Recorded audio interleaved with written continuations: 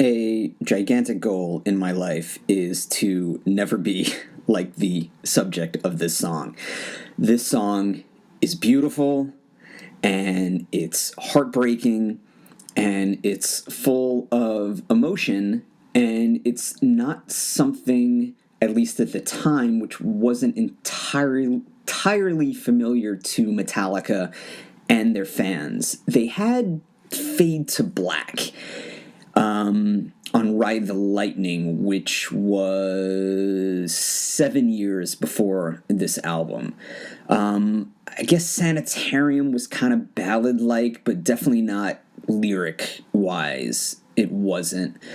And Justice just was so aggressive. You know, To Live Is To Die had ballady elements, but there was no lyrics in it except for, you know, some spoken word.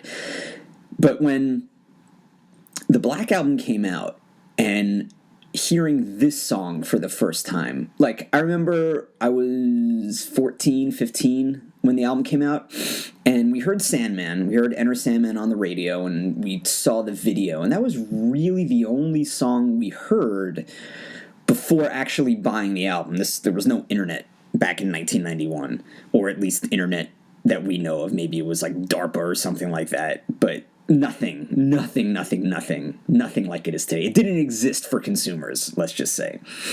So my friend Steve and my friend Chris and I went to Nobody Beats the Wiz and bought this album. And Steve, who I've done Metallica podcasts and some movie podcasts on this very podcast before, I'm still friends with him. Chris, I'm a Facebook friend. He's long since moved away. But I still see Steve all the time. So we went back to Steve's house. This is like total suburbia in the 90s. That's why I'm laughing. So we went back to Steve's house. We put the CD in, and we played Sandman, which you heard before. And I remember after Sandman was over, I said, well, here we go, because we never heard any other song on this album ever. So we were all experiencing it for the first time. We were experiencing an album straight through for the first time. So we were in Steve's room, and we sat there and we listened to it. So there was Enter Sandman, there was Sad But True, Holier Than Thou. I mean, they were all heavy songs, but they definitely weren't thrash elements to it. They were good, and it was heavy. Then when it came to the Unforgiven, the only first impression that I really remember was when it got to the lighter part, the What I Felt, What I've Known. It was so different from what we've heard from James Hetfield that Steve, Chris, and I all looked at each other in shock going, oh my God, Jason Newsted singing on the album. We honestly thought it was Jason Newsted singing that because we didn't think Hetfield's voice could sound like that because it was so different. So what makes this kind of unique is that commonly anyway in songs, the lyrics will be kind of mellow, and then the chorus really turns heavy, and this song kind of turned it on its head. But I think what makes Metallica one of my favorite bands, and in my opinion makes the post-Justice songs, I think they'll last longer, they'll be more timeless than the first four albums, because it has this kind of emotion to it. And when you have that kind of emotion to it, that kind of emotion is timeless because everybody feels that way. The thrash element, as fantastic as it is, there is a dated element to it because of the way it sounds. It's a very thin sound. Those albums are pretty thin sounding. And what the Black Album brought was great production from Bob Rock. And I don't want to lead anyone astray. I love every Metallica album. Even Saint Anger, I love that one. And I love the first four because they're a great representation of a moment in time. But I don't find myself going back to those albums as much. And I think it's because of the sound, and I think it's because of the lyrical content. This album, with maybe the exception of Dyer's Eve and Fade to Black, was one of the few albums and songs that Hetfield really tapped into. Not commenting about society, but actually how he was feeling. And the Unforgiven really tapped into that. I liked it when I was a kid, but then I got tired of it because it was so overplayed and everybody else liked it, and that was the ballad on the album, and it was more rebellious to go to the heavier stuff. But hearing Unforgiven and Unforgiven II, I haven't heard I've heard Unforgiven 3 a lot, and it's a good song, but it doesn't match the power of Unforgiven and Unforgiven 2. I'm definitely going to give Unforgiven 3 another chance. But the Unforgiven, listening to it now as a 41-year-old who has really gone through personal struggles, and has really tried, and I know my friends amongst me have really tried not to be the subject of the person in this song. And I don't think any of us have given up, but man, is it a fight. Man, is it a fight. And it's just, it stands out to me that Hetfield, as, how old was he? He must have been maybe in his, let's see, he was probably 18, 19 when Kill 'Em All came out. So he was in his mid-20s, maybe early to mid-20s when he wrote this. And the emotional maturity that he observed, even though his life may not have been filled with the most mature things, the emotional maturity that he observed just by writing these lyrics as, someone in the early 20s, I can only compare it to myself when I was in my early 20s, and I was just, I didn't necessarily think like this. I think I was more self-centered. I was acting, and actors are just, I would imagine, normally self-centered, and I was just so hyper-focused on my career that I didn't really have time to think of things like this. And the older I get, and I guess the less self-centered I get, I can really think about these things. So as a 41-year-old man looking back on lyrics by, a 23, 25-year-old James Hetfield, it just shows how advanced, at least compared to me, that James Hetfield was, at least in this area. So I think with the lyrics and the sound, 20, 30 years from now, I would think people will look back on these kind of songs that Metallica has written. They'll definitely hold the earlier stuff up. But I think with the test of time, it's going to be these kind of songs that will make it. So, and I'm trying to remember when I first hearing the music, because even the name Unforgiven, it's oh, this is probably the ballad. It's my favorite song on the Black Album, and I think with track listings, or at least the pattern that I see, I think a lot of bands put their strongest songs as the fourth song. Just looking back on some albums, it's a lot of the albums that I listen to that sometimes, maybe more than most, my favorite songs are the fourth one, or sometimes the most popular songs are the fourth ones. So just the production, the sound dynamics, the playing, the contrast between the acoustic and the electric guitar, Kirk Hammett's solo, which is shown. I'm so glad there were cameras there recording it, because it showed the struggle that Hammett himself had recording these solos, and how Bob Rock had to push him to it was Bob Rock and Lars Ulrich had to push him to really make this kind of solo, because he was, you saw the previous takes of the solo, he just wasn't getting it, and they were arguing about it and what a solo should be, and then you just finally saw the take where Hammett nailed it, and it was so great. And it's not a fast solo, but it's played with such emotion and heart by Hammett that this ranks probably one of his best, if not the best solo that he's had. And I know it might be controversial, because it's he's not going a million miles an hour, but I will take emotion over technique any day of the week, and I am a fan of technique. So I'm going to go over the lyrics, and the lyrics are pretty straightforward, but they definitely need to be repeated. Jesus Christ. They definitely need to be repeated. So let me begin. And the lyrics are, again, kind of obvious, but so new blood joins this earth, and quickly he's subdued. It's oh my God. It's just, for whatever reason, when someone shows some kind of streak of rebelliousness and some kind of streak of creativity, it's not sometimes we don't ask why. It's just, look what he's doing, and we have to stifle this. we have to stop this, we have to subdue it, and not asking, well, why do you feel this way? Maybe we can solve this problem that you have if we just find out. It's like, no, emotion, feeling, this is a danger, especially growing up as a man. Men can't feel this. Men have to be tough, and men have to be stoic, and men can't show emotion. Women have to show emotion. And I'm glad that wall is being cracked, at least for as every generation goes on. I think it's a good thing to show emotions at opportune times. You don't want to be, I don't know, at a corporate meeting and all of a sudden start crying because of the way you were treated as a kid. There are times and places for it. So new blood joins this earth, and quickly he's subdued through constant pained disgrace. Jesus Christ, constant pained disgrace, humiliation. Through constant pain, disgrace, the young boy learns their rules. So he is forced and humiliated into submission to conform, to learn these are the rules, and if you don't follow these rules, it's not going to be good for you. So this kid's not off to a good start.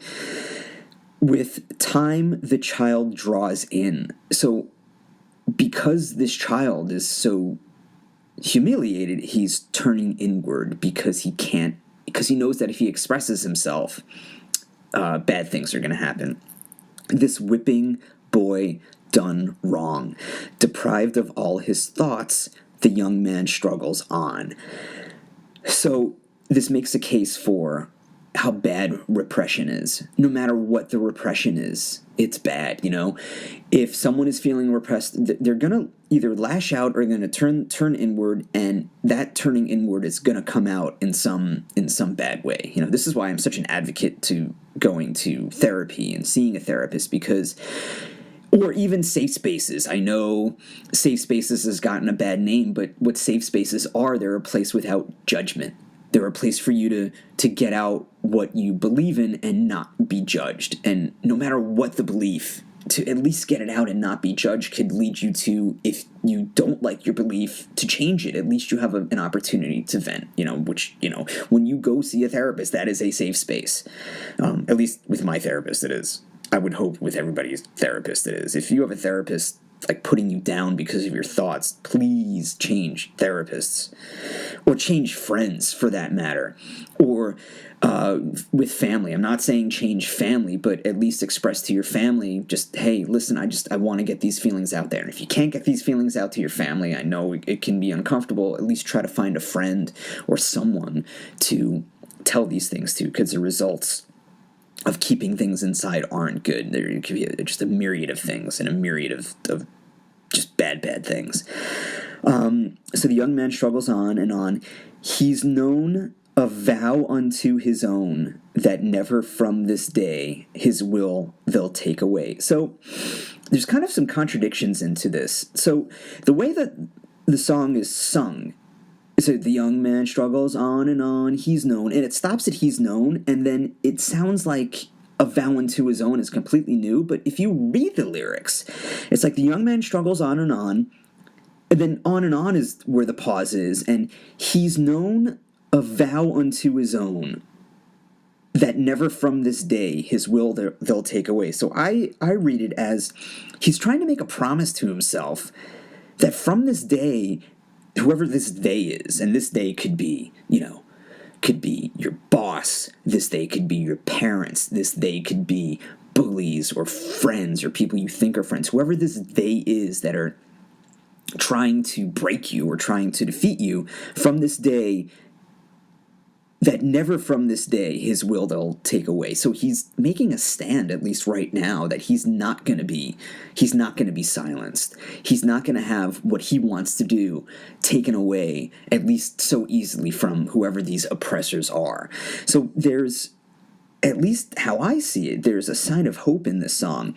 Now, I'm not going to get a tattoo, but I think if I ever did get a tattoo, I'm not a fan of anything too permanent, because if I would get a tattoo, I would change my mind right after I would get it.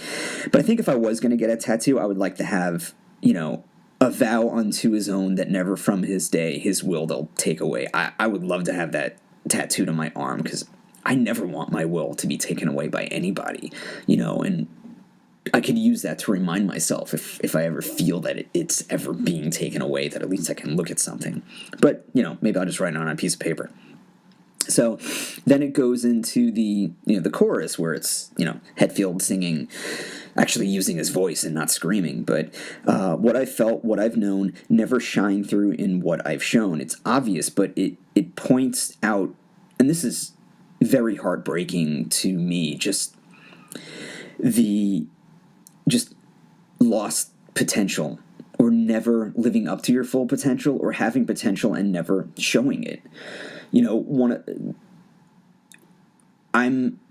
I'm glad I pursued acting, even though, the results of it wasn't something I wanted, but at least I won't have to look back going, hey, what if? I never want to live my life saying what if, or at least I want to do my best never to live my life saying what if. And, I have friends and I know people who they know their potential isn't met, or there's always something they wanted to do, and for whatever reason they can't go back to school, they don't have the money, or for whatever reason they can't reach their full potential, or they don't have the time because they're working so much, So that's always heartbreaking to me, and that's one of the reasons why I wanted to start this podcast, is because I like to talk, and I like to let my opinions be known, and I want to share them. And I never knew of an outlet to do it before, and then, I was listening to Joe Rogan's podcast, and he said, anybody can do a podcast, I can do a podcast, just take your phone out and do it. And I'm like, shit, I mean, he has a point. So what he said inspired me to do it, and 40 some odd episodes later, I'm doing it, and I'm grateful for Rogan to point that out to me. It's like, yeah, this is the avenue I have, and if no one listens to it, if 5 people listen to it, if 5 million people listen to it, at least it's something that's out there. And I think that's out there. And I think it's also the closest thing we can get to immortality, at least right now, where, if I die tomorrow, at least these words can be heard, forever by people that I've met, people that I'll never meet. At least it's something that's there. So, never be, never see, won't see what might have been. So again, just potential that's never going to be. And that's just, I wish every human being that has ever lived can at least show a fraction of their potential, or at least put out there what they want and what they want to do. Because that's not really living. Going to a job that you hate. And I know people go to jobs that they hate because they have to. They have to pay rent. They have to take care of their families. But, I don't want to be on my deathbed and go, man, I wish I would have done that. Because, I think that when you die, that's it. You're gone. And you're just the way you were before you were born. You're just out of existence. And even though I won't know because I'll be dead, on my deathbed, that, final minutes or final minutes that I have of any kind of cognition or cognitive, thought, it would be torture to go, man, why didn't I do this? And why didn't I do that? Some things are just worth it to at least try. And I know it's hard. I know some things are very hard, and just to try maybe a little bit each day, hopefully could start something. And I know some people have more advantages than others, and I get it. Life sucks sometimes. Life is beautiful sometimes, but yes, I'm aware that sometimes life sucks. And just try and do what you can do, That's my motivational thought and speech. And I fucking hate motivational posters. I'm motivated to hate motivational posters. Anyway, won't see what might have been. What I felt, what I've known, never shine through in what I've shown, never free, never me, so I dub the Unforgiven. So it's like, a king dubbing a knight, Unforgiven. And Unforgiven can mean so many things. And the song is there's some ambiguity in it, because what is he unforgiven about? Is he unforgiven about not pursuing his dreams and goals? What is the action? Why is the boy or the man in this song unforgiven? What did he do? And I think he can't forgive himself for where he is right now, and that is just an awful, awful place to be, and an awful, awful way to think. I think the older I get, and as hard as it is, I do think forgiveness might help, but then again, it would depend on what action is taken. I've had experiences in my life where I've forgiven a person for things done to me, but I haven't forgotten what they done. So have I really forgiven them? I don't know. Like, there's one specific person coming to mind, so when I see this person in public, I'm cordial. Some may say that I'm nice, but in the back of my mind, I don't forget what was done. It was just, it was a betrayal. And I'm being purposely vague here. So, is there power in forgiveness? Maybe. It's a gray area. But I think to forgive oneself is very, very important, because that's how we move on from doing things that we may have felt were wrong in our lives. So I do think forgiveness of oneself at least is the first step, even if a party or people that you may have wronged can't forgive you. You can't control what they do, but you can control, hopefully, with work, how you think. So I do think self-forgiveness is necessary, even though it's hard.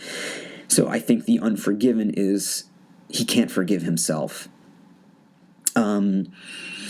This part of the lyrics are the most powerful, and it makes me very full of emotion and sad when I hear Hetfield sing in this growl, this, what could be considered a manly growl, but he spits it out with such anger, but it also shows a sensitive side of him.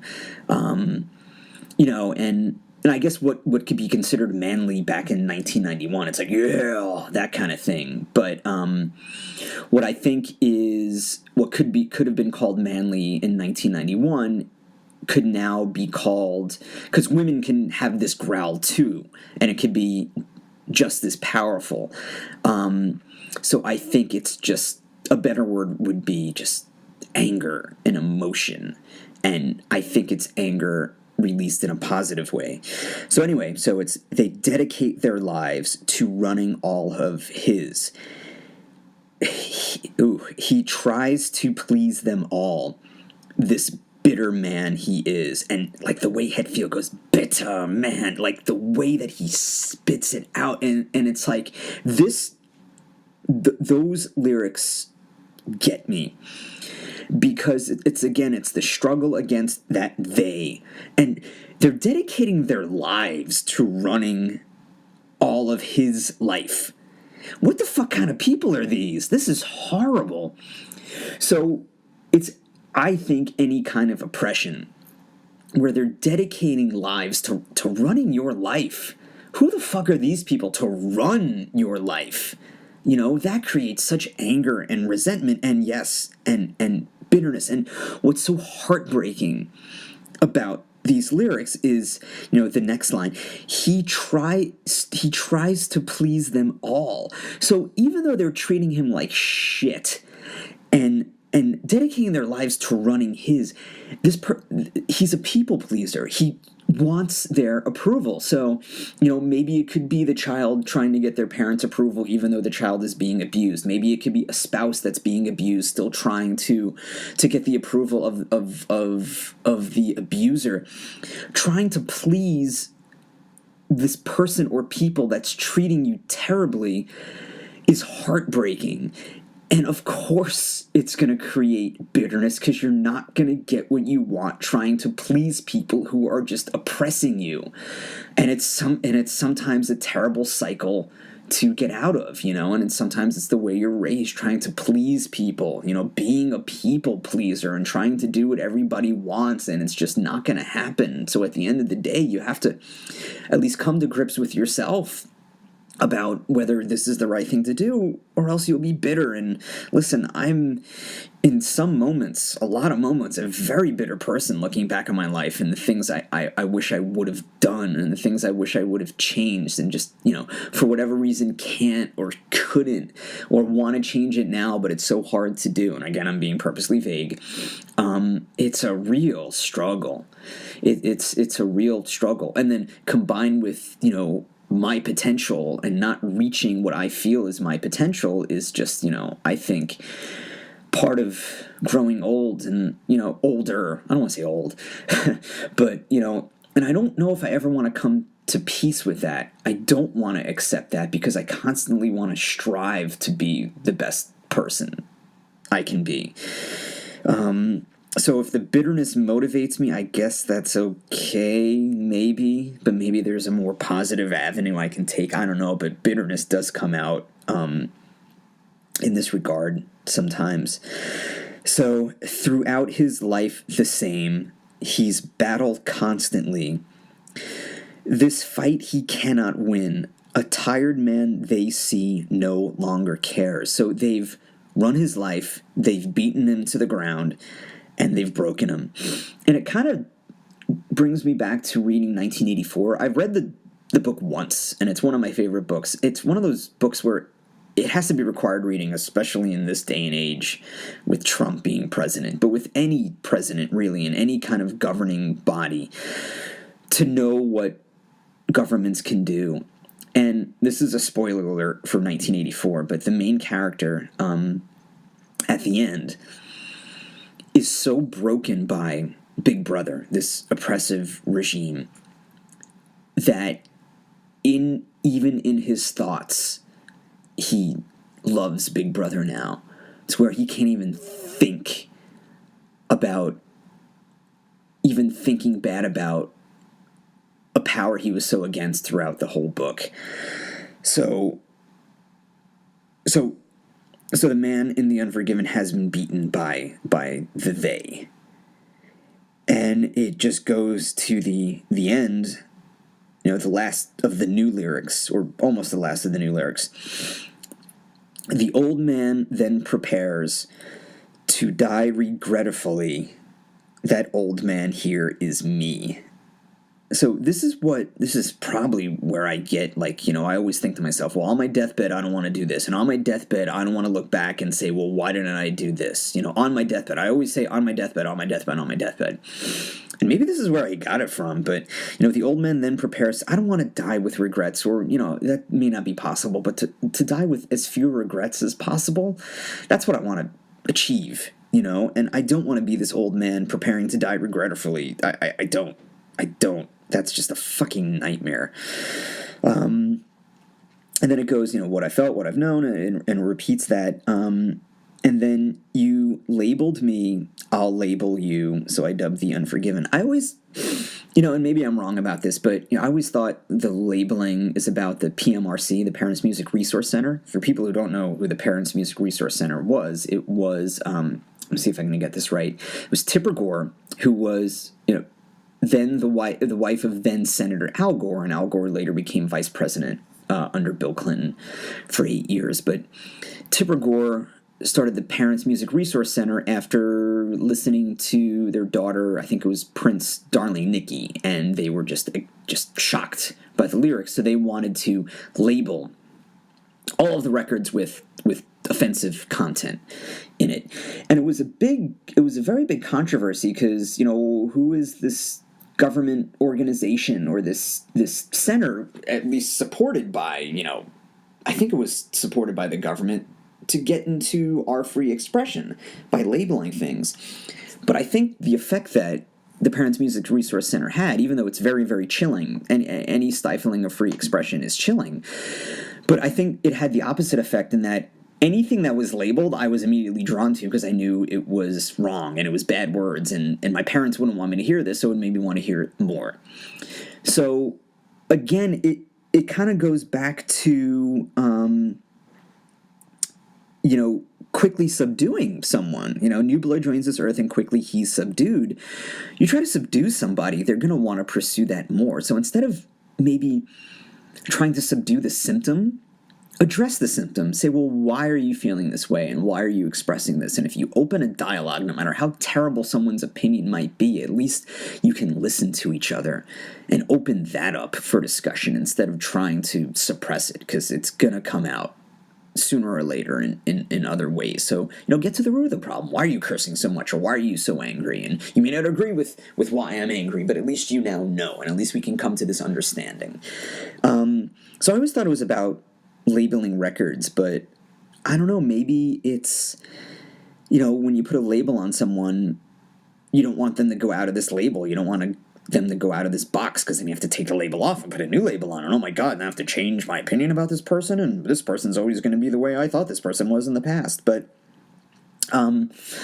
so maybe Hetfield's against, the labeling. So it's like, you label me, I'll label you. So I dub thee Unforgiven. So maybe another way not to be forgiven is just putting people in these boxes, because it's easy. It's easy to label people. It's easy not to look at the complexities of human beings and know that there are a lot of good areas, terrible areas, and gray areas within us all.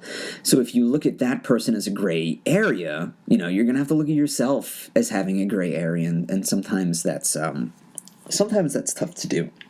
So those are all the lyrics. I'm definitely going to do Unforgiven 2, but I'm tired.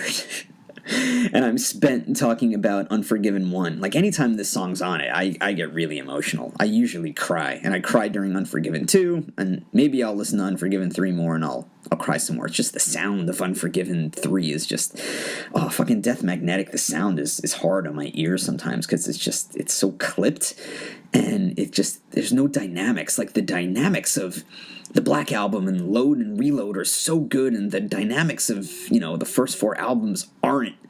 So I think if the first 4 albums had the Black Album production, they would be, they already are some of the best albums ever made, but they would probably be the best albums ever made. With the musical content plus the production in tow, it would just be incredible. But listen, it's a sign of the times. And so yeah, those are all the lyrics. And speaking of sign of the times, I'm reading the lyrics not from the internet, because some of those fucking lyric sites aren't accurate at all. So I have, if you hear this,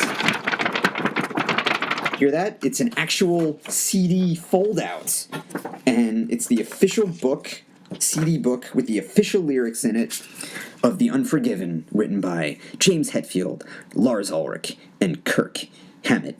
So I hope you enjoyed listening to me. Hope you enjoyed listening to me as much as I enjoyed telling you about this. So with that note, you can find me on Twitter. I'm Mike Lane, and I'm at Mike Lane Act. That's MikeLaneAct. You can email me at mikelaneact@yahoo.com. Find me on Facebook at Mike Lane Actor, and please comment, rate, share this podcast wherever you hear it. Once again, I would really appreciate it. And I was gonna say one more thing, but I totally forgot what it was. So let me leave you on that. I'm definitely not unforgettable. So there you go. Thanks, everyone. Bye.